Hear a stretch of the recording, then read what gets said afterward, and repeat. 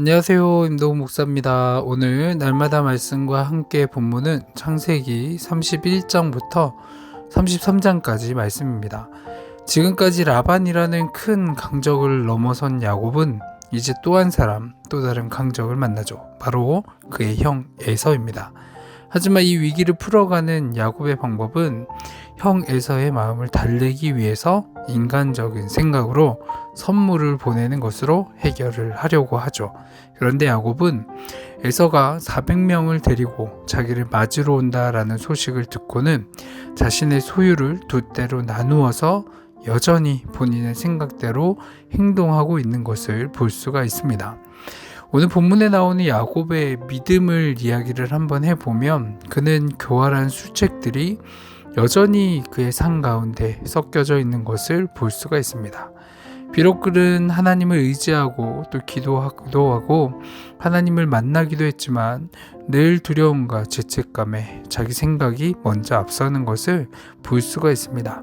그래서 야곱은 형을 매수하려고 인간적인 노력을 하고 있는 것이죠. 이렇게 야곱은 하나님의 보호하심을 기다리기보다는 자기의 힘으로 이 위기를 해결해 보려고 발버둥 치고 있는 겁니다. 성도가 믿음으로 이 세상을 살아갈 때 수많은 위기와 갈등에 직면하게 됩니다. 인간의 노력이나 물리적인 방법, 또한 아무리 많은 돈도 문제를 해결하기에 충분하지 않은 경우를 만나게 되는 것이죠. 이런 삶의 순간을 이겨내는 것은 오직 하나님의 약속의 말씀을 통해서입니다. 이렇게 될 때 그는 비로소 하나님을 기다리는 것을 배우게 됩니다. 어떤 위험이 닥쳐도 하나님께서는 당신의 선한 계획을 이루실 것이라는 믿음을 가지고 신뢰하며 기다려야 한다라는 것이죠. 결국 모든 소유와 가족이 먼저 강을 건너게 하고 홀로 남은 야곱은 그를 찾아온 어떤 사람과 밤새도록 씨름을 했다라고 이야기를 하는데, 야곱은 천사와 만나서 허벅지에 타격을 입고 골절을 당하게 되는 것을 볼 수 있습니다. 야곱은 날이 새려하고 천사가 떠나려고 하자 갑자기 축복을 요구하고 있는 것을 볼 수가 있습니다. 천사는 야곱이란 옛 이름 대신에 축복해서 이스라엘이라는 새 이름을 주게 됩니다.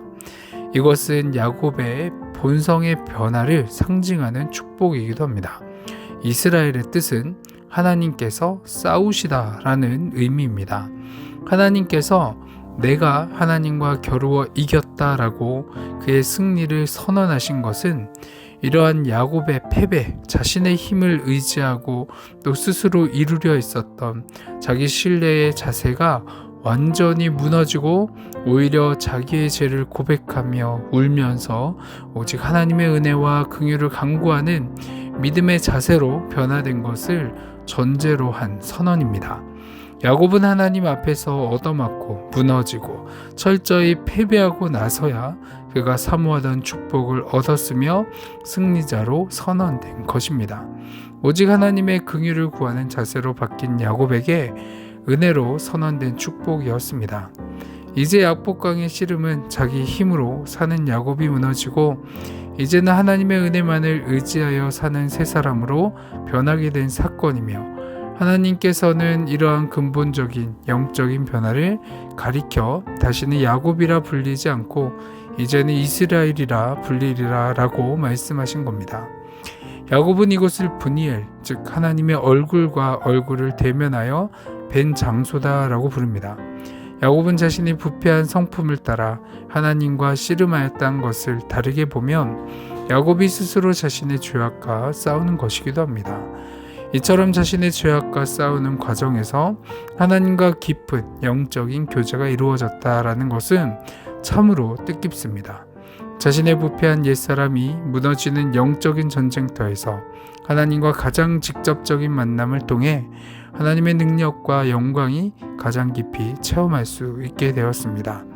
그러니 더 이상 창세기 28장에서의 베델, 즉 하나님의 집에만 머물러 있으면 안 되고 브니엘, 즉 하나님의 얼굴로 나아가야 합니다. 야곱이 베델에서 브니엘로 가는데 그 기간을 보면 20년의 시간이 흘렀습니다. 하나님을 제대로 만나는데 20년이 걸렸다라는 것이죠. 베델에서 분이엘로 옮겨가면서 그는 속이는 자라는 야곱에서 하나님과 겨루는 자인 이스라엘로 변화하게 되었습니다.